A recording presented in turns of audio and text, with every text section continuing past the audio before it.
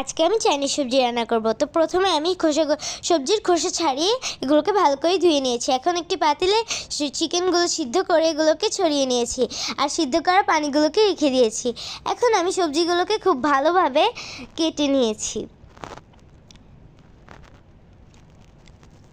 আগে থেকে কিউব করে রাখা পেঁয়াজও কেটে রেখে দিয়েছি আমি। এখন আমি সবজিগুলোকে সিদ্ধ করব। এখন দিয়ে দিচ্ছি বেকিং পাউডার।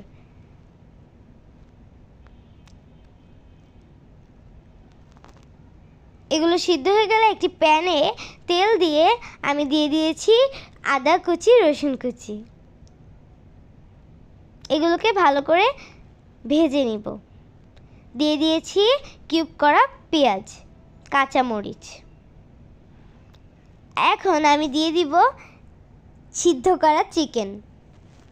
দিয়ে দিয়েছি সয়া সস। এখন আমি সিদ্ধ করে রাখা সবজিগুলোকে দিয়ে দিয়েছি। এগুলোকে খুব ভালো করে নেড়ে চেড়ে নিচ্ছি।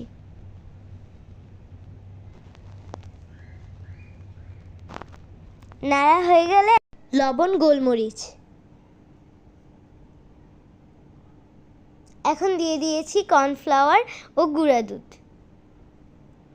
তৈরি হয়ে গেল আমাদের মজাদার বিয়েবাড়ির চাইনিজ সবজি।